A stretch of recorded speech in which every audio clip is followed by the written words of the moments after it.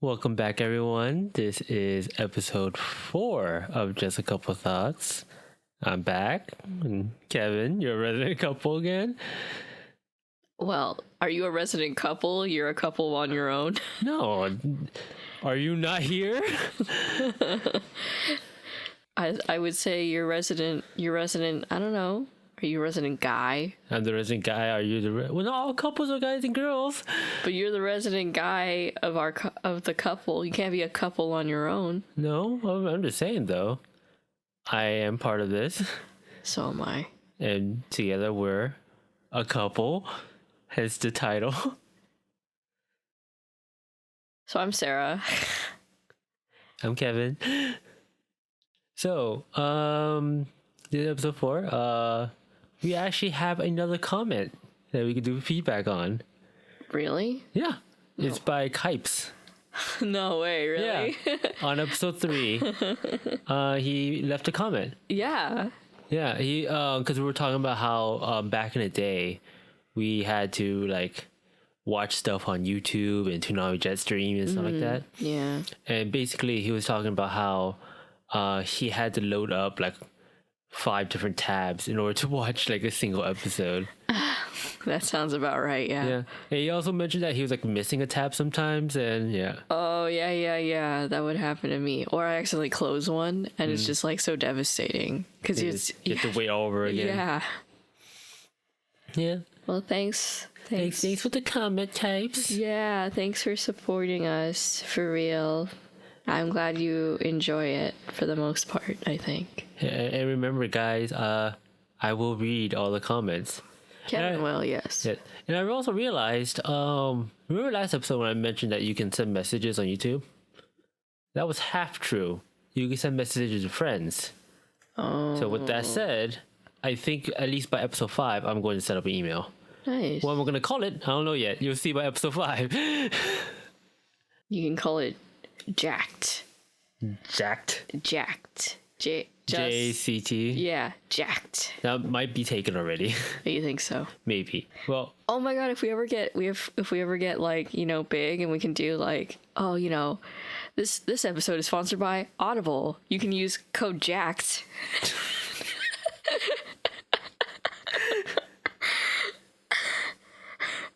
Or no, it would be couple, wouldn't it? yeah, it would just be It would be like thoughts. thoughts, couple. Coupon code thoughts. But I like that jacked. Buy one, get one free. Get a couple for your thoughts. Oh my god. Someone sponsor us, please. I know we only have like 0 views on like. No, that's not true. No, do we have double digits? On all our videos? Yeah, Is it just like 10 or something? 13. 13. 13. Can you I think a imagine couple like? of them were me though, because I was watching it. Can you imagine like going back? Like you ever make it like decent? Yeah. It would make like 100 views an episode. That's great for me. That's, Oh yeah, that would be awesome. like just looking back now, be like, yeah, we had 13 views. I was thinking about it all day, but I couldn't find one that I was like really like interested in. Although like 2 weeks ago, I was talking to my cousin and I asked her because she watched the first episode and she's like, I'm like, what did you think? And she said, it was boring. So I asked her, what do you want me to talk about? I think she said like food. Mm-hmm. Like, so just like food in general. Just all food. I don't really know, but I think that's like, I was like, yeah, I guess I could talk about food. So. No, food is not that important to me, but it's a little bit more important to you, right? Yeah. Well, it's because my auntie, I have a, like, she would make things and they would be really good. Or we go out to nice restaurants. I go out to like a lot of like, I've had a lot of opportunities to go to a kind of nice restaurants and like 1 Michelin star restaurant. So have I been to a Michelin star restaurant? What was the place we went to for our date in SJ? No. No. So yeah, I've never been to a Michelin star restaurant, I believe. I have only been to one Michelin star restaurant, and Was that it was worth it? I couldn't eat a lot of things because it was a lot of seafood. Yeah, yeah. So for me, it wasn't really worth it, and I should have gotten the vegetarian option, or at least told them that I was allergic to shellfish because a lot of the stuff I just like couldn't really enjoy. Yeah, that's why we ever go out to Vietnam, you can't eat a lot of stuff, because most Vietnamese food is seafood. But I can kind of eat stuff that's like broth, like shrimp broth, but like crab I just can't do. I can't do crab.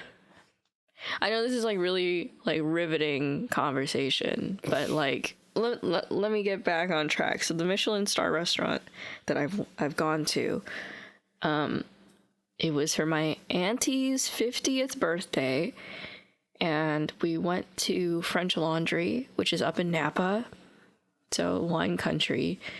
Where all the white people are at. I don't know about that. But it was really kind of like homey. It was a really homey place because it was a house that was converted into like a restaurant. And it has a Michelin star, damn. Yeah. And then like on the other side, like across the street, so they had a garden that was like maintained by the people who worked at the restaurant. Mm-hmm. So all of the vegetables and all the fruit, they were all seasonal. So I mean, cool. That's cool. How much was it is the question. Oh, very expensive. It was very expensive because it's not like you order something and then you get it. It's a pre-planned meal. Oh, it's like an actual like 4-course, 5-course meal? What? Yeah, something like that. Yeah. Because they bring out little appetizers, little itty bitty stuff on big plates. Yeah. You know, and at the end, you got like this like set of like truffles, like, you know, like chocolate. Well, yeah, pretty good. Yeah, it was actually like that was the highlight of my dinner. An entire course meal. Because what was it? That's a thing in like other countries, I believe, where they not like entire course meal at a restaurant. Well, some countries, but it's more like you eat it over a span of time instead of just like, because we live in America, so when we go out in the restaurant, we order our food, we get our food, and we leave, right? Yeah. Apparently, in a lot of foreign countries, that's not the case entirely. Where you get seated, you order your food, and then like maybe like in 30 minutes they'll come by. And then you eat it, and then you talk for another 30 minutes, and maybe you order more food, and then it's like an entire like an event thing basically to eat at a restaurant.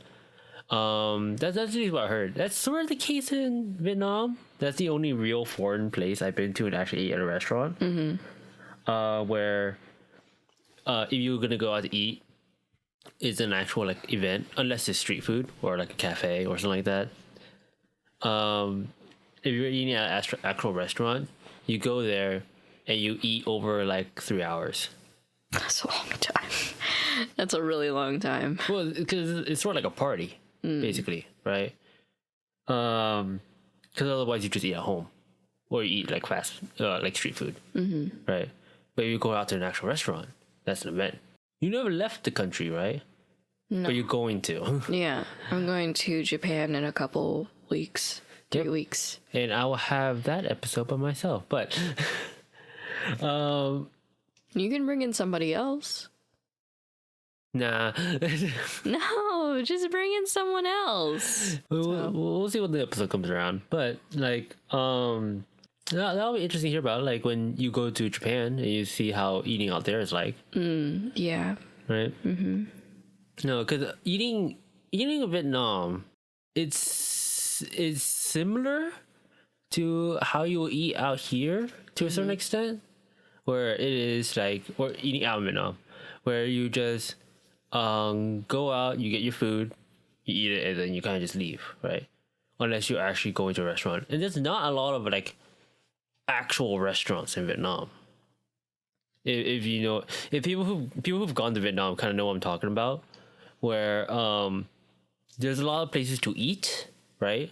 Where you can go there and get food, but as a restaurant, as a place to like where you sit down and get served, that's kind of uncommon, right? I feel like it's not uncommon if you're in like, you know, a big city or something.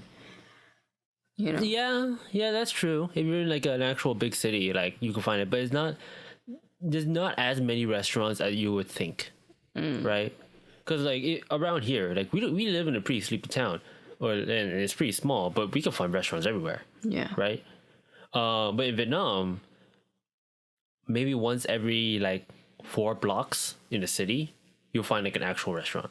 Most places would be either street food or like very like informal places to eat. I can't really call them restaurants, even though like by every definition they should be. But by like a definition of like what we're familiar with as a restaurant, they're not really that. You go there, you sit down, you eat, and then you leave. Which, again, it's kind of like a restaurant, but you don't entirely get served. But yeah, I could be wrong. Like I've only been to like a couple parts of Vietnam. Like I've only been to Vung Tau and Saigon, because my family's from Vung Tau, and Saigon's the city. Oh, and Hanoi, the capital, because that's where the flight always lands. Yeah. Right. But yeah, that's kind of how it's like. Like, you know what? Fuck it. We're gonna have this. This will be the podcast of travels. For me, at least. For you. Yeah. Well, you've been to Hawaii. You can talk about Hawaii all you want, right? Yeah. I've been to Hawaii a lot. Yeah, because Every year since I was born. Yeah, because I feel like Hawaii is pretty different from California. I think Hawaii is pretty different from California. I've only been there once, right? But in Vietnam, like it's interesting going there and like eating there, as opposed to like eating like Vietnamese food here, right? The thing I'll always look back on is that video you showed me of that guy eating Vietnamese street food. Oh, from Strictly Dumpling. Yeah. And he was just loving the Vietnamese food, right? But meanwhile, I'm here. I'm like, that's just Vietnamese food. That's just very common food you'll find in Vietnam, right? Well, but it's good. I'm not gonna say it's not good food, right? But it's like, oh, like in Vietnam, you just grab it and you eat it, right?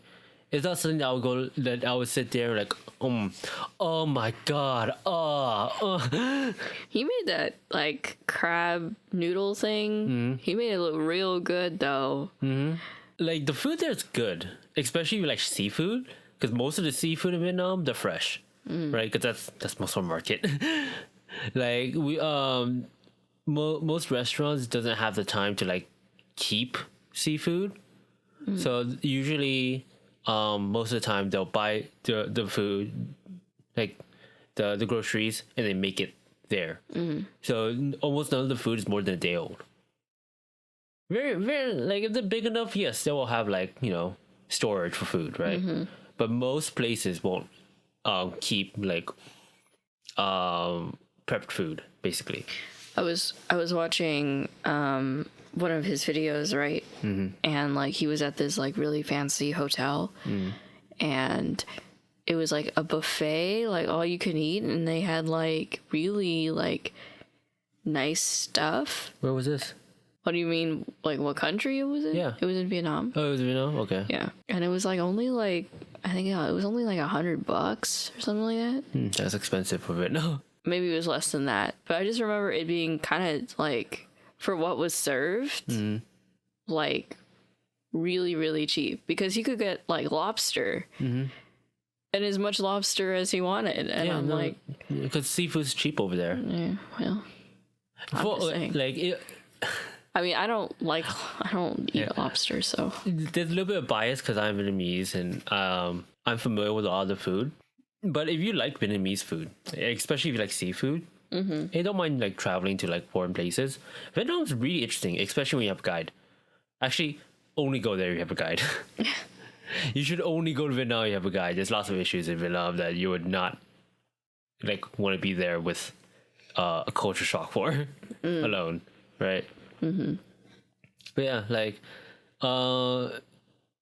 yeah, Vietnam, solid like 8 out of 10. Please go there with a guide. Don't go there alone, or like, or go there with a couple friends. Be like, I think we could stumble our way through. No, go there with at least someone who knows the language, especially with someone who knows the culture. Yeah. Yeah. Then what are we gonna do if we go to Vietnam? Because my aunts, my sisters. Yeah.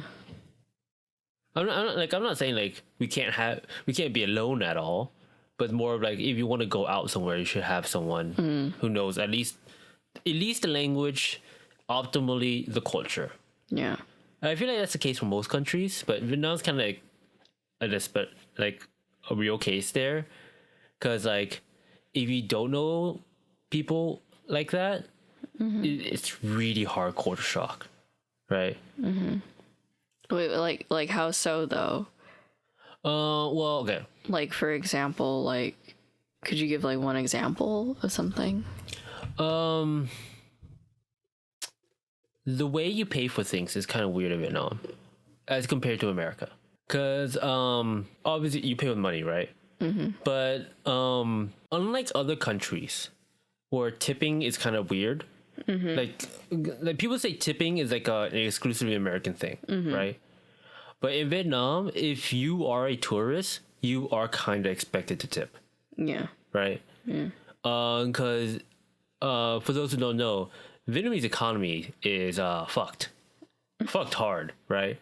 So a lot of people there kind of rely on tourism, or not necessarily tourism, but family who come back from America, right? Yeah. And spend money there. So you are kind of expected to like be kind of frivolous with your money, which in Vietnam is pretty easy to do because everything's so cheap, right? So if you don't, but the problem is knowing how much to give, right? That's why you should have someone who knows the culture. Like, yes, you can like just give the bare minimum, right? Just like, here's the payment, and you're good, right? But if you wanna like not be seen as someone who's like not like disrespectful, or seen as someone who's not just a tourist, right? Then you should at least give a little bit more than you should, right? Unless they're like soda or like stuff that's like not made by the people there, they're like commercially made stuff, right? Don't tip for like soda, or like don't tip for like, oh, I'm gonna get a McDonald's, right? Yeah. Right. But you're paying for like food, street food, you should give a little bit more. Or like you're getting a massage, you pay a little bit more. You get your hair done, you pay a lot more. And actually, and here's the important thing with culture. Some places won't take your money too. Oh. Yeah, some places won't take your money, and depending on what kind of person you are, that's a great thing, right? But for example, my family had basically a friend of a friend, right? And they all offered to basically the person basically ran a salon from their house, right? Because in Vietnam, everyone kind of owns a business on the side and kind of just live in their business, right? I think I'll talk to you about this before. Where like for example, my mom's house is also a cafe, right? Or like, so the place that my sisters went to, friend of a friend, it was a salon but it was also just a house, right? It was literally just two places where you get your haircut, you get your nail deals and everything like that. And then the rest of the place is just literally just a house, right? So, but this lady basically did my sister's hair, her nails, her toenails, washed, shampooed the hair and everything like that. And was like, I'm not gonna take your money. Oh. They're like, she was like, no, this is your my family's friend, so I'm not gonna take your money, right? And it was like, and they felt so bad because they were like, you did all this for us and you're not gonna take my money. Oh no. Yeah. I would feel so bad. Yeah, that would be really hard. Yeah. So So it's like a thing where it's like, oh, if I can't give you money, then I have to give you like something else in return. But they don't expect that, because that's another thing about Vietnamese culture, where it's like, if you are a friend, then we would treat you as a friend, right? Yeah. No matter the circumstance, right? So like if if a friend went over to your house, right, and it's dinner, you would cook for them, right? Right? But would you want them to pay you for the food? Yeah. Right? I guess so. So it's kind of weird there. And sometimes like no, you would pay anyways because they're running like an actual business. But in Vietnam, like some places, their business quote is just something they do on the side, right? Yeah. I don't know enough about like the culture themselves of why everyone kind of runs a business and then just lives in their house as their business. Cause like I don't know why like no one just owns a house, cause that's super uncommon of people who just like own a house.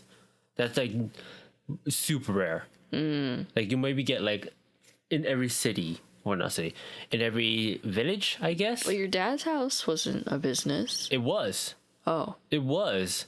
The difference is that no one worked there anymore, because all my relatives moved out and had a business, and my dad went to America, and some of his brothers went to America, and the only person living there was the grandpa, and whoever took care of the grandpa.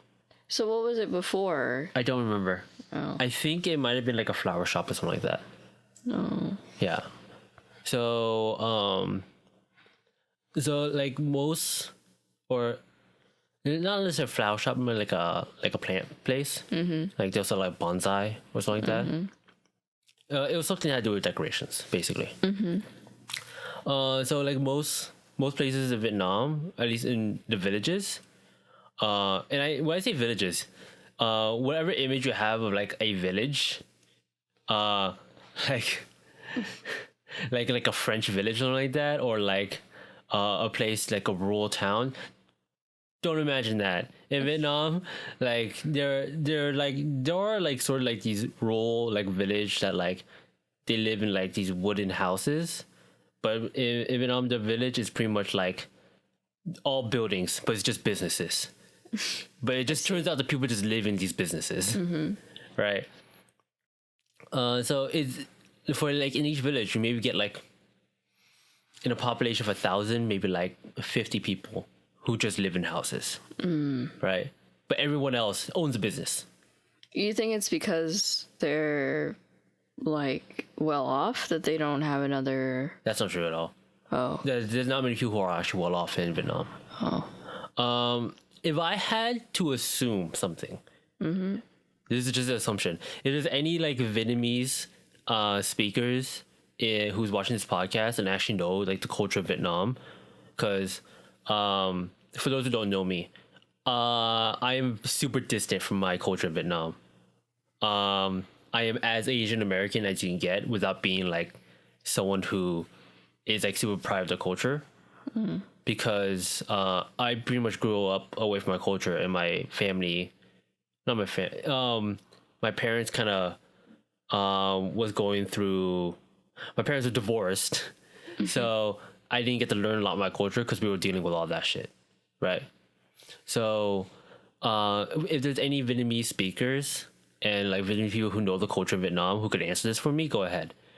But my assumption is the reason that most people own businesses is because for financial tax reasons, right?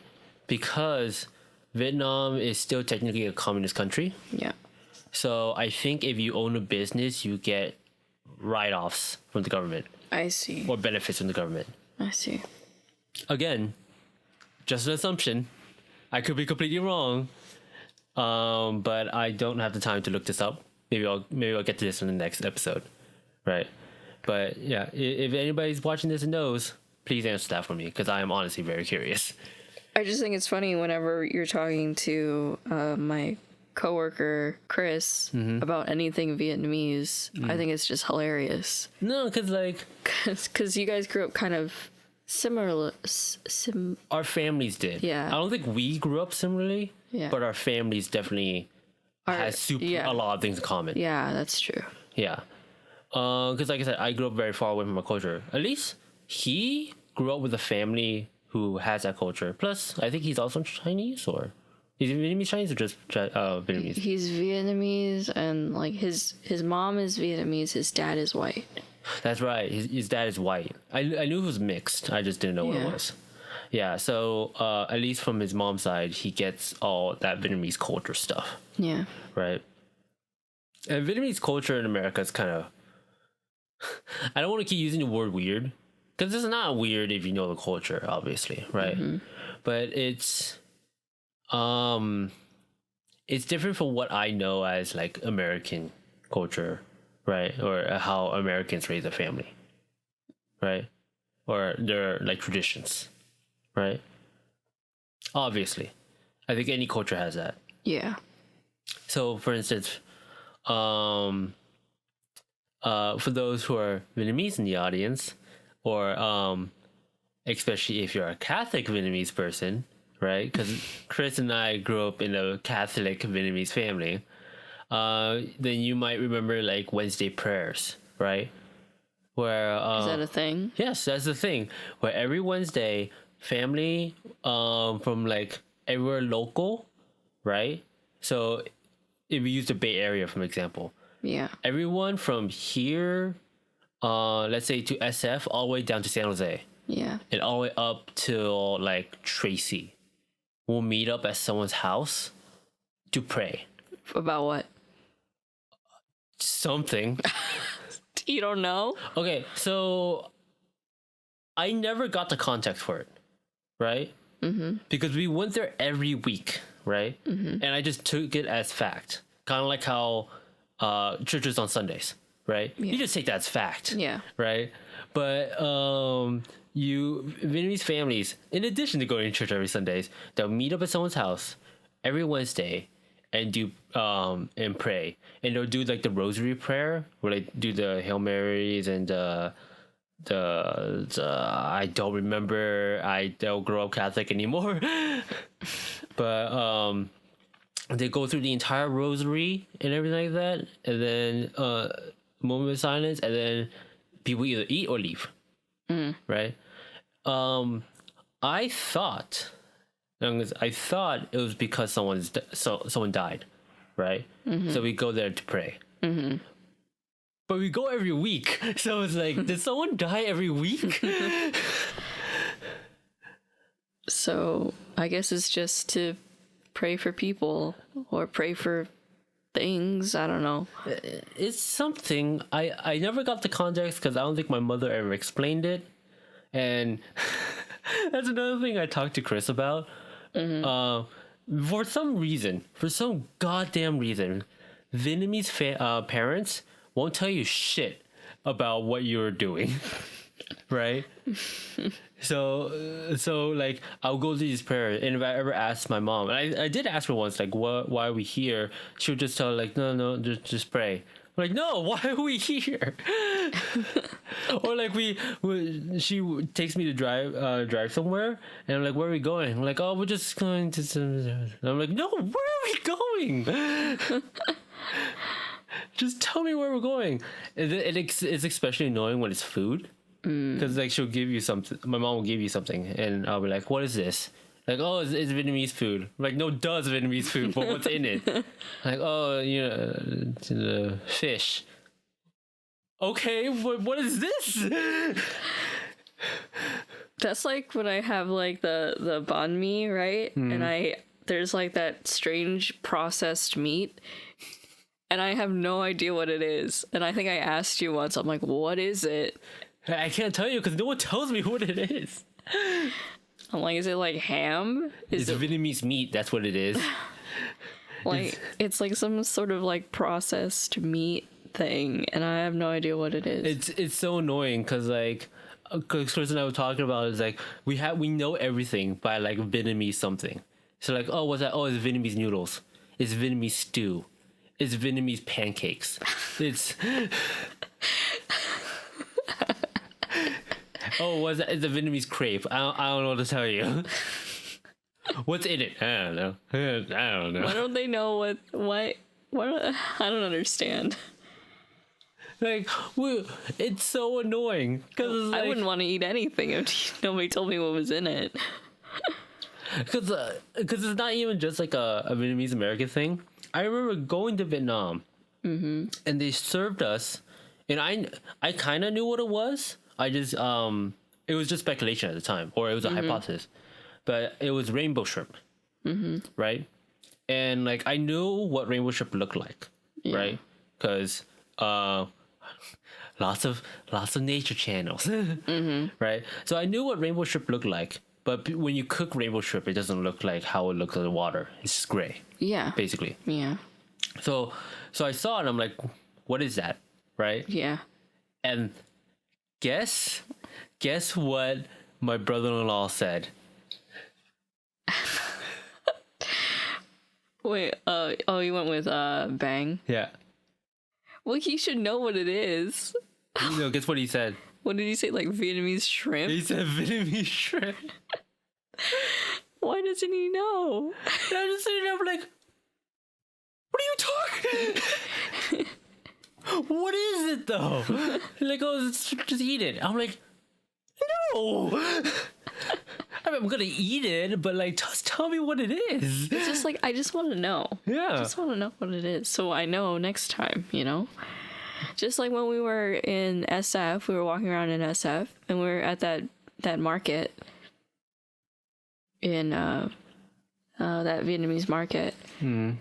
Oh no, it was Elise sandwiches, wasn't it? Yeah. That's right. And like those green waffle thingies. And then I was like, Kevin, now you can ask what they're actually called. But now I forgot what they're called. Do you remember? It was bun something because everything that's made out of like flour and dough they call it bun something, so bun mi, bun sale, whatever. So obviously it was bun something. I just don't remember what the actual thing was, right?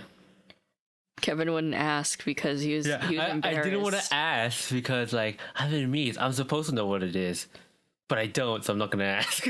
So I asked because you're not Vietnamese. Yeah. You can ask. It's fine for you. So I can act like, excuse me, what is this?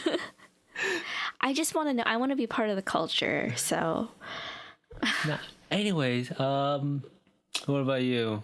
Because your family, like, okay, your family is Japanese, right? But yeah. Would you say that your family is part of a Japanese culture? What do you mean? Because by that? Because your family is distinctly Japanese American. Right. Of course, yes. Yeah. But even your extended family, they're Japanese American, but they're almost distinctly like Hawaiian too, right? Or, well, not Hawaiian. Let's not say that. Let's not say Hawaiian, but from Hawaii. Yeah. Right. Yeah. So almost no one that you know in your family, like, grew up in Japan. My mom, and my two aunties. They lived in Japan for a while. But they lived there for like 2 years or something like that. And my auntie Sherry lived in Japan for a bit. But if you were to put like at least most of your family in like one bubble, right? Because I can at least put most of my family in like a bubble of Vietnamese American, right? Even though I kind of don't identify as Vietnamese American because I'm so far from my culture. Like I identify. It's kind of weird to say identify, but like I identify closer to being a Asian American than I do as a Vietnamese American. You know what I mean? And that's just because like I grew up so far from my culture. But your family, like, what kind of bubble would you put them in? Would it just be Japanese American? See, my parents are, well, my dad is he knows a lot of people around here in the Bay Area, at least in the Berkeley, kind of like Oakland area. Mm-hmm. He knows a lot of people because that's where he grew up. So there was a big Japanese American community, and especially if you played basketball. Did your dad play basketball? Mm-hmm. What? Well, yeah. I didn't know that. Yeah, he played in the Japanese leagues and stuff. What? Like my sister. My sister played for the Japanese American, basketball, So if you don't know, like the Bay Area at least has Japanese American leagues, so you have to be like a percentage of Japanese American to be in it, because leagues were made for people who are short. And that's why they were made, because if you were, this like tall, like you're like everybody else is taller than you, right? And you're like 5'6", You make great point guards. Yeah, that's true. I mean, like I can't shoot for shit, but I made a great point guard. All right. But that's the thing, right? Because like a lot of like Japanese American people, and it was a way to get the community together too. So that's why it's like you had to be a percentage of Japanese American. But now it's very hard to find like people like me and like my sister who are, for the most part, as far as I know, like 100% biologically Japanese. Yeah. Around here anyway. So you would kind of classify like at least most of your family as like Japanese American then, right? I would, yeah, definitely. I don't know anything about Japan. Yeah. I've never been. I don't associate myself with I guess that sounds kind of bad. But I don't really. Well, no, that's the same for me. Yeah. I can literally say I don't associate myself with most of Vietnam. I can't. I personally can't relate to anyone like who lives in Japan. Because like that's a whole different kind of culture for me, and something that I just didn't grow up with. And what about Hawaii though? Because it's so weird. Because I know culture is very different from here. I mean, it is. But there's two people I know who spent a significant amount of time in Hawaii. That's my brother-in-law Phil, and your dad, kinda, right? And my mom. And your mom, right? Yeah. Basically, some people in your family, right? Yeah. And it's weird because I can tell because of Phil. Oh yeah. Yeah. Because okay, so it's weird because the way the culture in Hawaii is, as far as I can tell, right? It's kind of like super distinct from like California culture. I feel like you can say that about most states, right? My dad didn't really live in Hawaii though. I'm sorry to interrupt you. Yeah. But I mean, like he would spend his summers there, but But I can tell like some habits, right? You know what I mean? Especially like the way some people would say some words. I guess. I can't bring an example like off the top of my head right now, right? But like before, like when Phil spent a significant amount of time in Hawaii, because he doesn't spend that much time now because he has a family here. Yeah. But when he did, every once in a while, a little bit of a pigeon would come out, right? Oh yeah. Yeah. So like, it's very noticeable in your uncle, right? And my Uncle Terry. Uncle Terry, yeah. Well, yeah. I mean, he lived almost my entire life. Yeah, he lived his entire life in Hawaii, right? His later. Later. Yeah, he lived like 20-something years in Hawaii. So every once in a while, like a little pigeon comes out, and like you notice, right? But I feel like, even spending like a year there, right, or even like a couple months there, you kind of pick that up. Yeah. Right. That's why I can like sort of tell when it leaks out. Oh yeah. Right. And that's only cause like I spent so much time with my brother-in-law Phil. Yeah.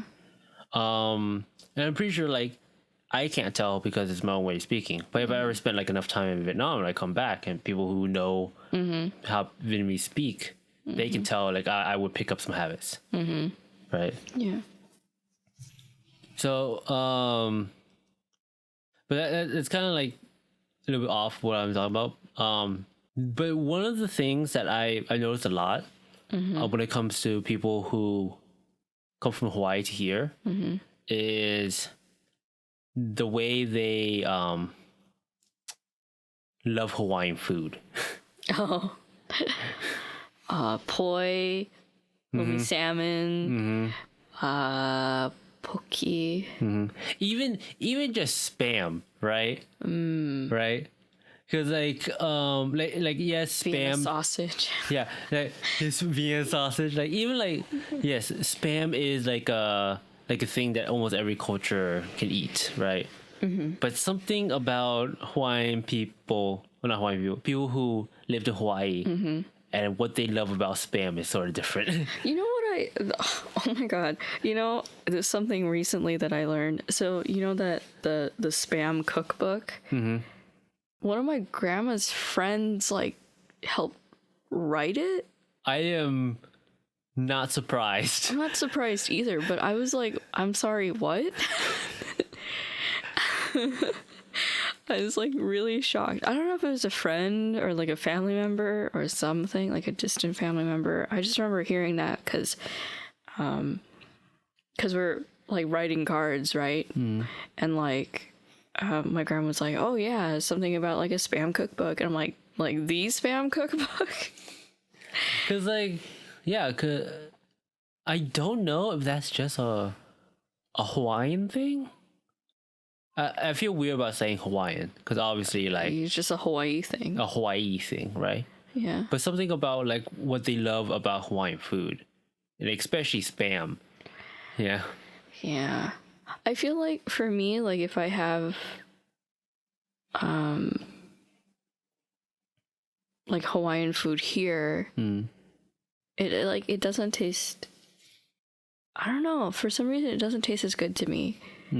I don't know, maybe it's the atmosphere. Maybe it's like eating it with family that makes it taste so good. Yeah, I don't know. You know, and it's kind of fascinating because like with a lot of cultures, there's overlap sometimes. So like I'll notice like there is overlap between Filipino and Hawaiian cultures. Yeah. Right, because they're so close sometimes, right? Yeah. For instance, Cascaron. Cascarons are so good. they are good. They're so yummy. But for instance, I've noticed that a lot of people who like comedians, comedy from Hawaii, a lot of Filipino people also like that kind of comedy. Anyway, to go back to the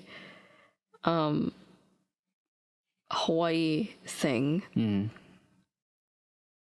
like I don't know, I just feel like oh man, the food is so good over there. God. That's the thing about cultures, people always go back to the food.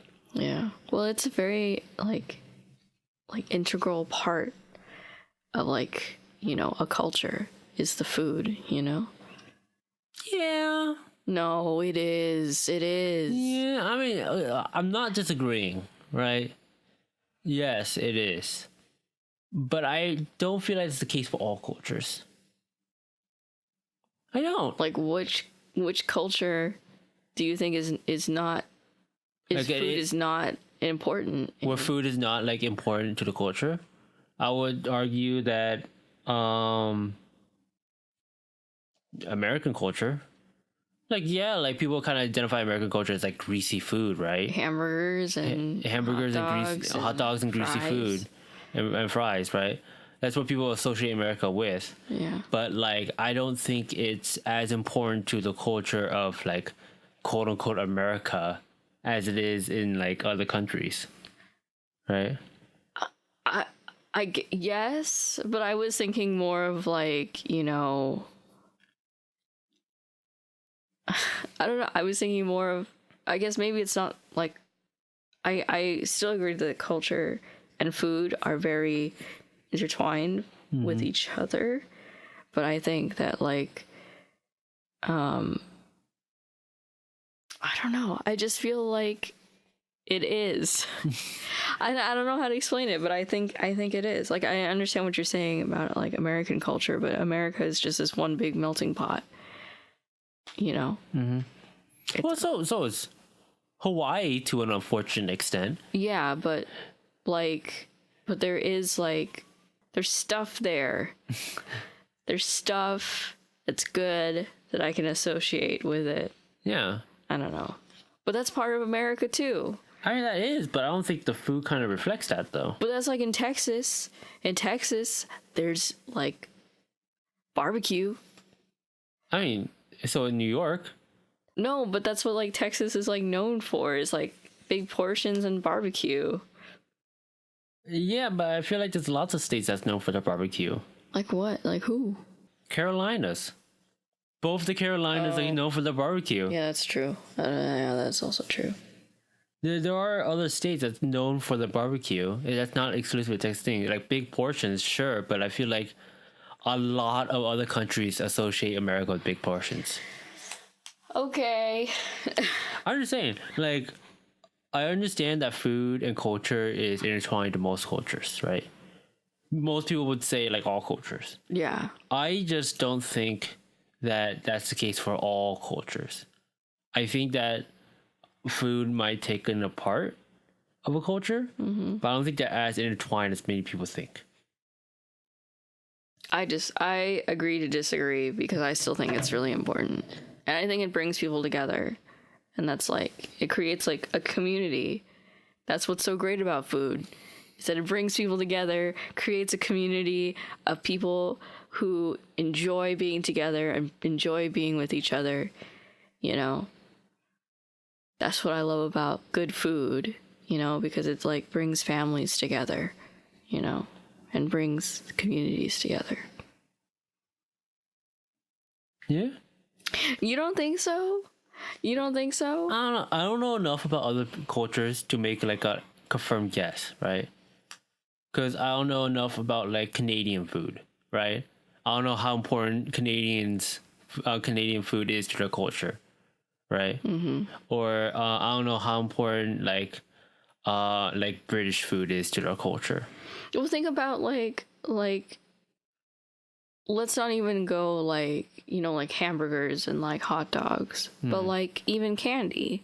You know, people can be nostalgic about candy because that's something that they grew up with and something that they really like. For example, like a Snickers bar, right? But do you associate candies with cultures? But I associate it with community, right? So it's like, and like it's kind of like in that bubble, you know? Do you know what I mean? Not entirely. Well, not in the case for candies, at the very least. No, but I'm saying because that's a part of like food, right? That's like something that people have grown up with, that like, you know, gives them a good feeling. It associates them with something that maybe like was like part of a family, part of a community, you know? I'm just saying that like that's like food that like incites that feeling of like maybe like being happy and like being part of something, you know, especially when other people like it, you know? I guess. I don't know. This might be where like the part of me who only identifies as Asian American rather than Vietnamese American comes in, right? Because there's a lot of part of me where I don't associate a lot of things that is commonly associated with culture to it, right? For example, like food is not super important to me personally, right? So food is not like important to me, but I understand why it is for a lot of other people, especially like the community aspect of it for their cultures, right? It's just not to me because of how distant I am from my own culture. I guess, right? Yeah. I feel like that's where that comes in. I don't get me wrong here. I'm still gonna hold my ground in the fact that I don't believe that all cultures' food is intertwined to their all the cultures are intertwined with their food. Well, no, I'm not saying that every culture, like, I'm not saying that, like, oh, if you live in, like, you know, like, if you live in, like, I don't know, like the UK, you're just gonna eat toast and beans, you know? I mean, that's something that people do, but I'm like, you know, that's part of, like, you know, what they do, what they like, you know, it's part of their, like, culture, you know? Like I'm not saying that like whoa, Or like bangers and mash, you Vegas. know? Like what I'm trying to say is like I personally don't think that food has to be as intertwined to culture than what people think it is. Right. That's just what I think, right? I feel like there's definitely cultures where that applies. Like a lot of Asian cultures, food is super important to a lot of Asian cultures. Yeah. In Hawaii, Hawaiian food is super important there, right? Filipino food, you know.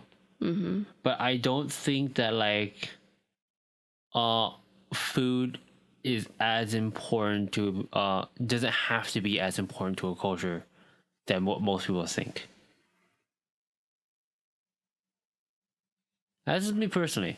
I think that there's a lot that, like, that can be learned from food in terms of, like, passing on something, like, you know, like learning something from, like, an older generation to me, because it's like, you know, like, say, for instance, like, your grandma makes a pie or something like that. And it's like a family recipe, right? Or it's like it was passed down from their grandma and their mom's mom, you know? Like, that's part of, like, I feel like that's more of a that's like a community thing. I understand. It's not like the culture of, like, America as a whole. I don't even think that's like mostly a community thing. I think that's mostly just a family thing. Yeah, but that... Okay, I don't know. I'm just trying to say that, like, it's like a part of somebody's culture that they brought from somewhere, and then it's, like, kind of coming together in their own home. You know what I mean? But it's not, like, America as a whole. Because America as a whole, like, because we're such a big country and it's like a huge melting pot, not everybody's going to have the same culture. Which is the point. Not all, like, Vietnamese people are going to be the same, you know? We're all not the one legion of Asian American, but we just all have things that are similar and that we can, like, kind of, like, attach, like, kind of, like, cling to, you know? I know what you mean. Like shrimp chips. Every Asian American knows shrimp chips, okay? I know what you mean, and I might be drawing like too many lines in the sand here, right? But I feel like in your example of like like recipes being passed down or something like that. I feel like that is a stretch. Let me just say this, okay? But I still think that that has something to do with it, even if it is, like, a little bit removed, you know. I know what you mean. It's just that person. I think that's more of like a family thing rather than just like this is something that is part of my culture, right? Like if my family had like a stew recipe that passes down. Let's just cut this all out. I don't want to like. I'm just saying, because, like, I feel like I'm gonna look really dumb by, like, talking about this, and I'm gonna look back at it later and I'm gonna say, like, why did I even bring it up? I don't even know what I'm trying to say anyway. You're right. maybe. I don't even know about that case. Like I said, I think that to most people, right, that I might be drawing too many lines in the sand. I might be dividing culture and family and like nature and etc. food and all that stuff. I'm like dividing them too differently apart. When in reality they're probably just all intertwined with each other. I would say that that's the case, but like I would say that like food, maybe culture is a part of it, but community is definitely something that food is a really big part of a community. Let me just say that, right? I mean, you can't disagree with that. That food is a really big part of any kind of community. That's another thing where I'm like, I don't think it has to be, but Well, it doesn't have to be, but it is. What do you mean? when, no, you can't say that. Yeah, it you is. can't say like No. no. No, it doesn't have to be, but it is. That's the reality we live in, Kevin. I don't know what fantasy you're living in. You can't say a sentence that like it doesn't have to be like this, but it is like this. It is like that. That's like saying it doesn't have to be like this, but it has to be like this. You know, I'm just saying the world doesn't have to be flat, but it is. I don't think we're living in the same reality, Kevin.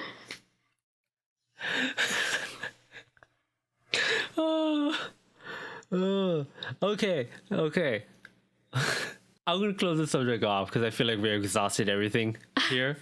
But And now we're just getting upset. well, I don't think it's just that we're getting upset. I don't even think we're getting upset, honestly. I think we're having a disagreement here, right? But I think we kind of exhausted everything that we want to talk about. As we're going farther, we'll just reiterate what we're already saying, Yeah. right?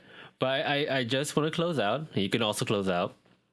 I just want to close out that I do think I am drawing. Me, Kevin, smart guy. not even smart guy. Me, Kevin, I do think I'm drawing too many lines in the sand here, right? But personally, when I think culture, community, family, food, etc., are separate and they have overlap, but I don't think it needs to have overlap.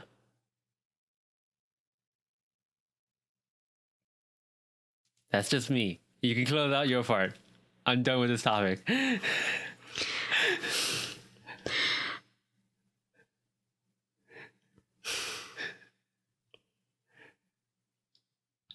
I think Kevin is wrong.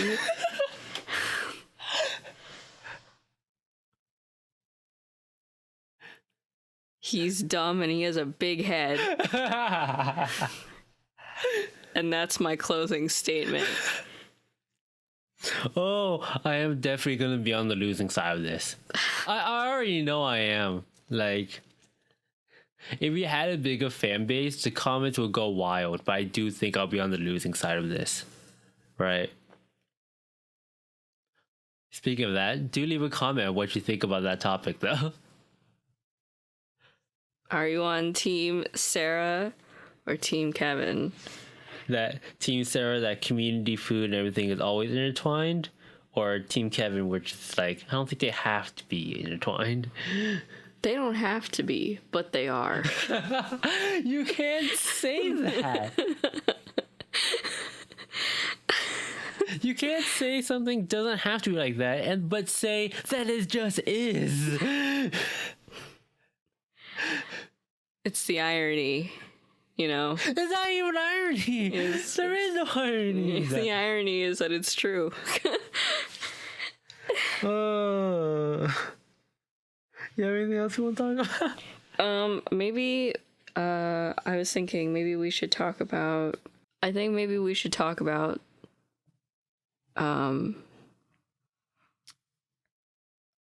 our relationship a little bit again.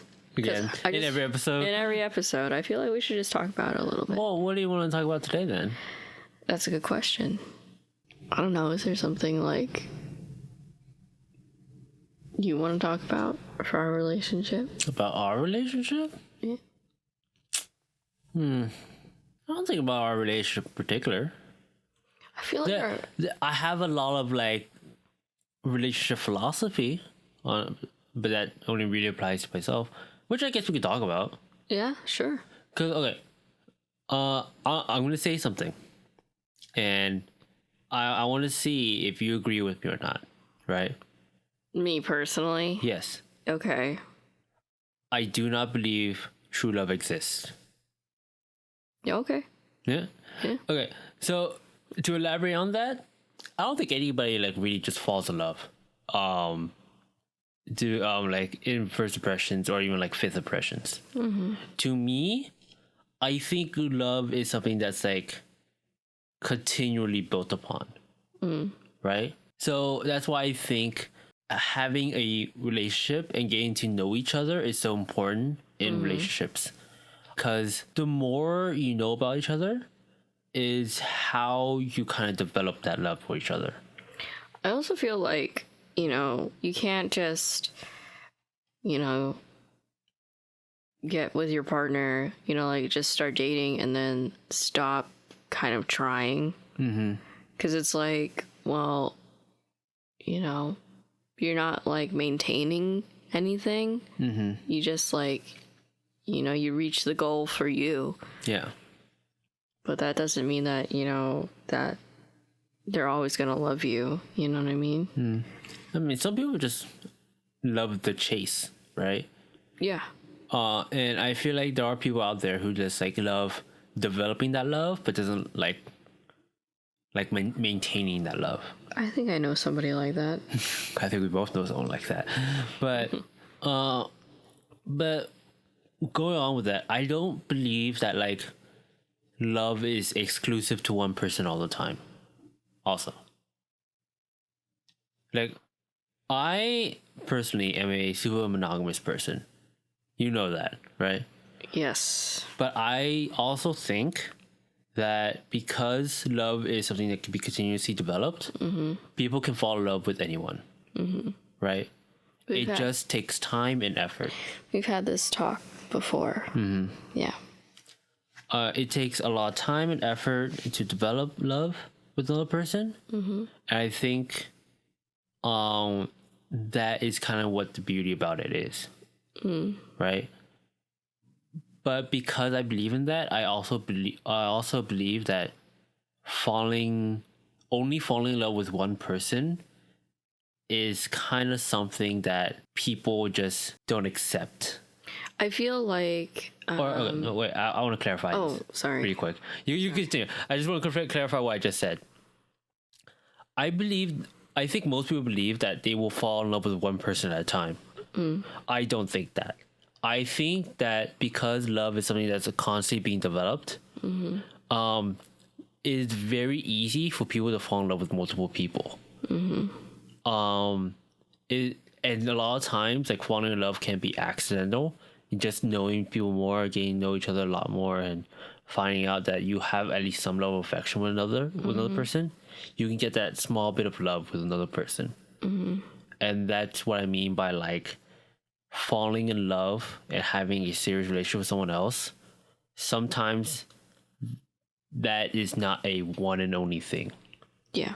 Right. And that's just like my personal philosophy about love. Go on, sorry to interrupt. No, because, well, you know how I am. I mean, I'm not monogamous, right? But I don't have any problems, like, if you wanted... maybe not if you wanted to see other people. Maybe I'd have a problem. I'd be pretty jealous, probably. But if you told me that you wanted to, like, you were interested in somebody else, I'd be shocked, because that's not very like you. But I wouldn't be, like, against it, because, people fall in love all the time. And who am I to, like, I think personally it would be selfish of me to, like, not let you do what you wanted to do. I don't know, but can I Oh, this is not a hard disagreement here. I'm just thinking about it. Sorry. Go ahead. like I don't think for me personally, I feel like it would be like kind of selfish of me to keep you from experiencing things that you wanted to experience. Because like that would, because I don't know. I understand that, but I also think love is a very selfish thing. I think keeping someone to yourself is very selfish. Yeah, that's true. But I also think love is also a very selfish thing. Because, like, you can love someone so much that you only want to keep them to yourself, right? That is something that is a thing. I feel like everyone has a little bit of that. Just like how earlier you said, like, if you would be jealous if I decide to date other people. And I will also feel like that. Yeah. Or if you decide to date other people, I will also feel like really jealous, right? But we both kind of accept the fact that it is completely possible that we may fall in love with other people.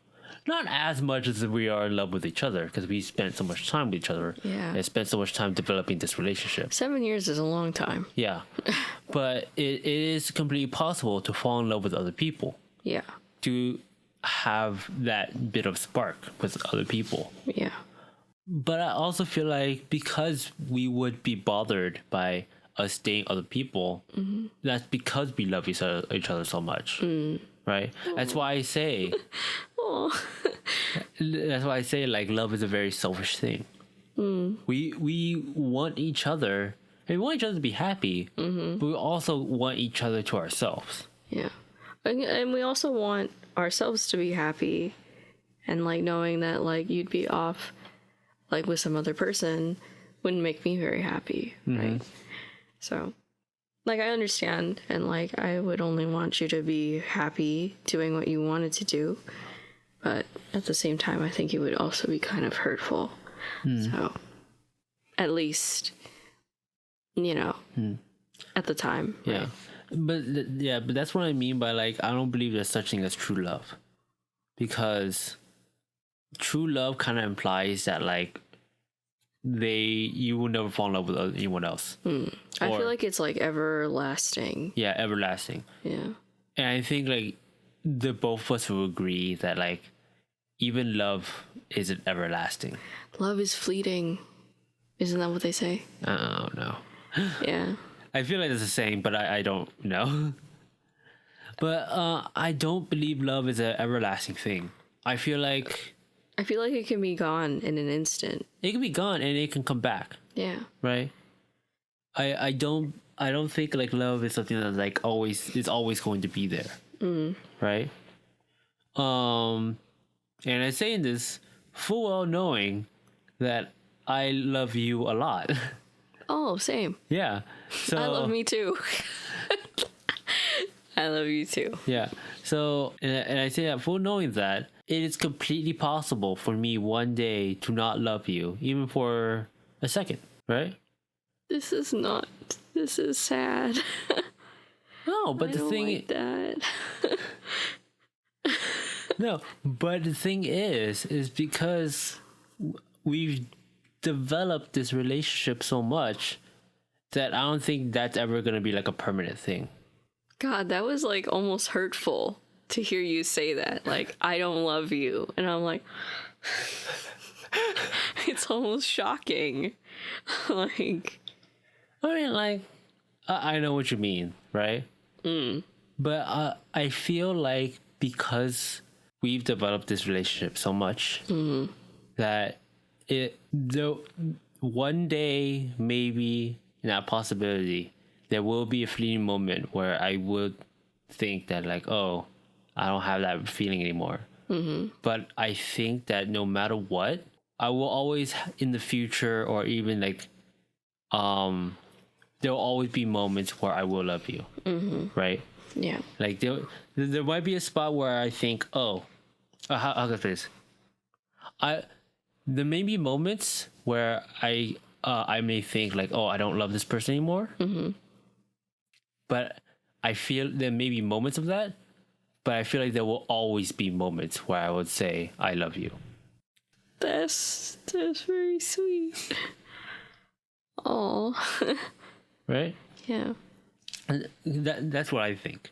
I think and love is kind of like a very like weird term.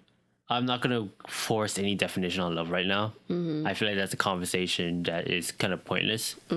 I feel like when I say I love you, or we talk about love in general, people kind of know what we're talking about, even if it's just strictly an emotional thing. But that's why I always say to you that every day I love you more and more. Oh, okay.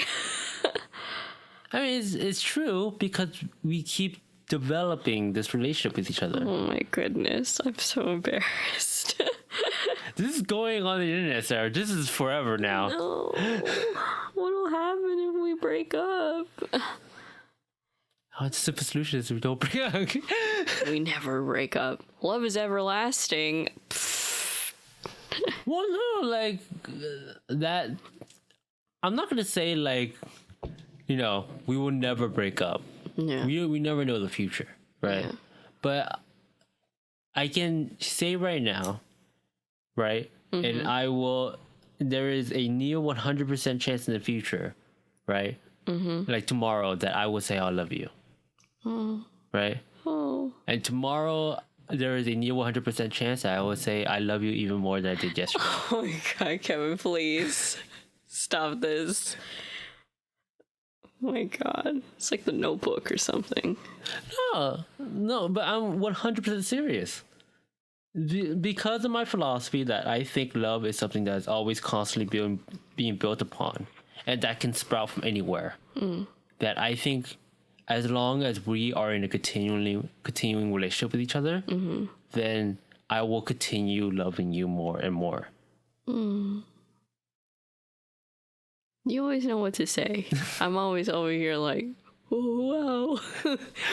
Oh, that's really nice, Kevin. Oh, thanks. No, that is my personal philosophy about love. I feel like because I am only myself, and I don't know what other people's philosophy on love is, right? But I feel like if more people adopt the idea that falling in love with another person is something that is built upon rather than something that's like an instantaneous fleeting moment, more people can have a loving relationship.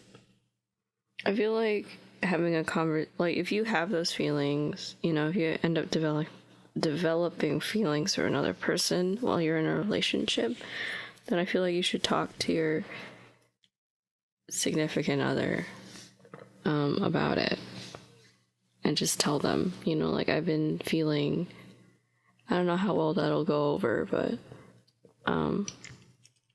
you know, I've been feeling feelings for this other person and I don't really know how to feel, but I still love you. You know, I'm not really sure what's happening right now. So, because love is complicated and people are complicated and not all animals are monogamous, you know what I mean? So, I just, you know, just saying. Just saying. I think that's a good place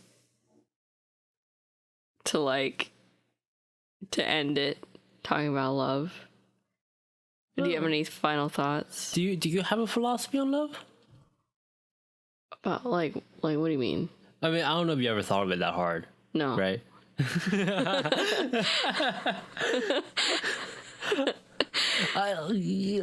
Because I'm usually the person who thinks about like certain things that hard, right?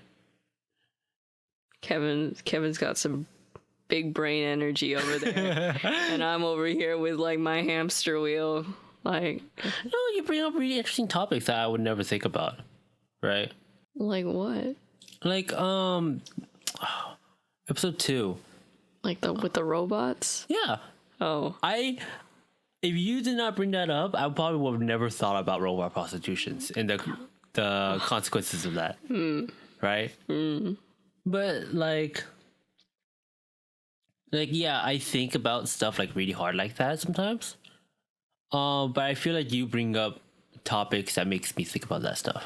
Anyway, I don't really have a philosophy. I've never really thought too hard about it. Because, like, it's not something that I would really think about.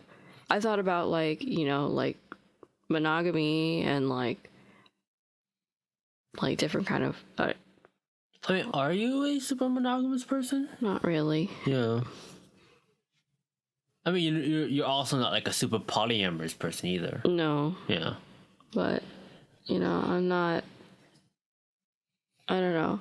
Yeah. I don't think it's impossible for someone to fall in love with someone else and be in love with two people. Yeah, I really don't agree with that either. Yeah. It's just that me personally, because I know how I am, I am a super monogamous person, and I feel like if I do fall in love with someone else, if I end up loving them more than the person I'm currently with, I would break up with the person I'm currently with first.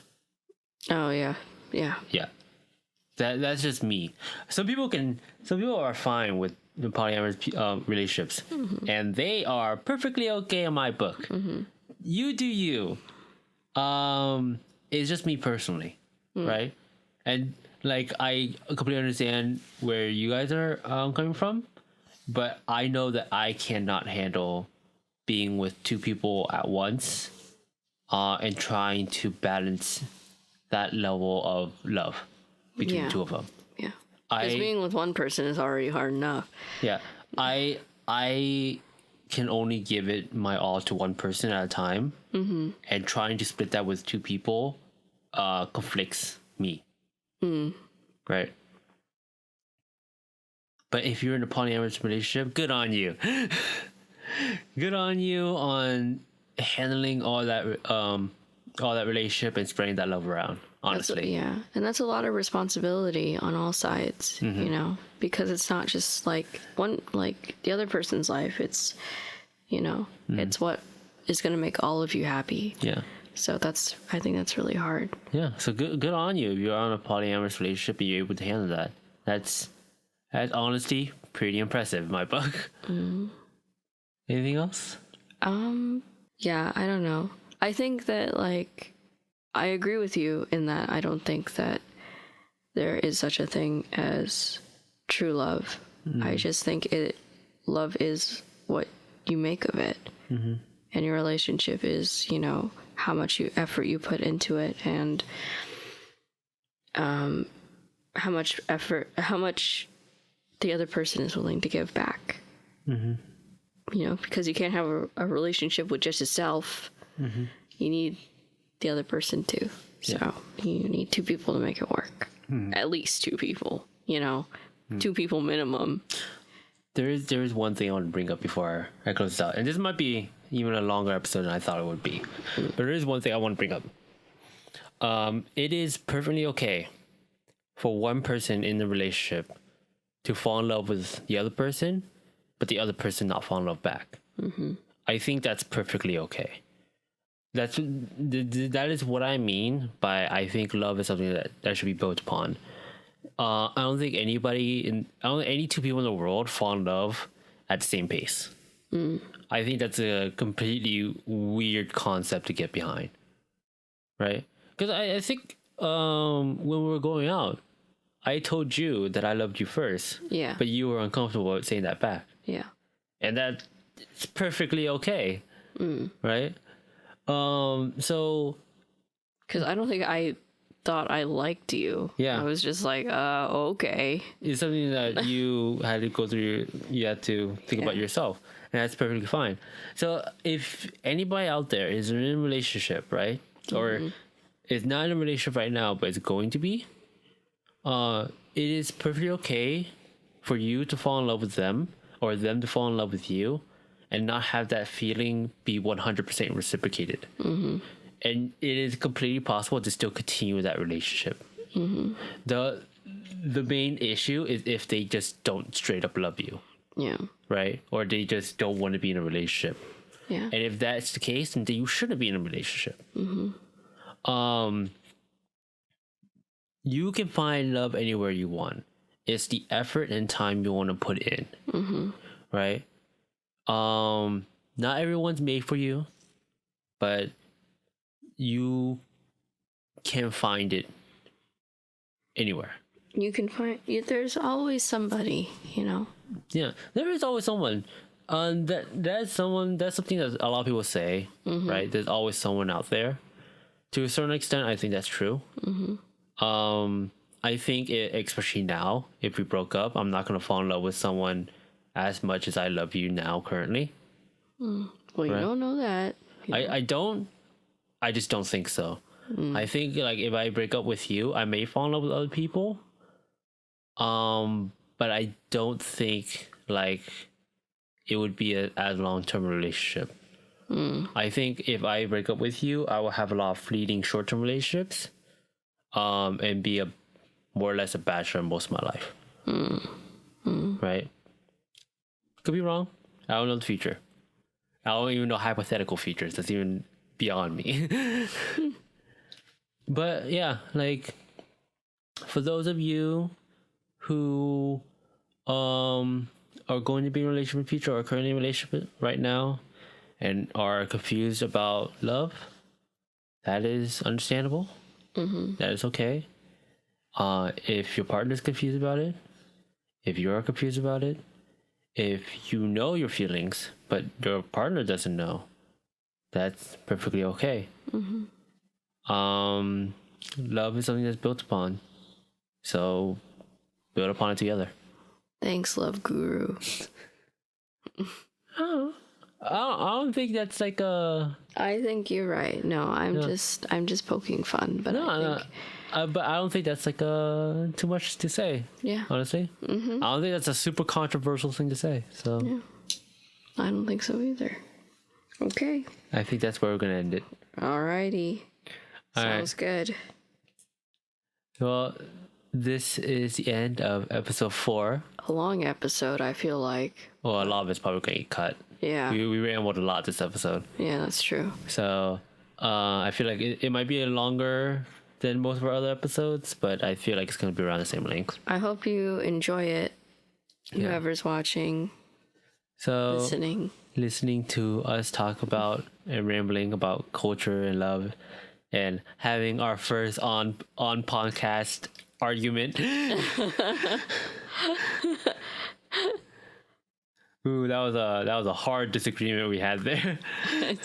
It's like, wait, no, you're wrong. Anyways, yeah, thank you. Episode 4. I have been your host and half of your resident couple, Kevin. That's right. That's right. Half. You can't be a couple by yourself.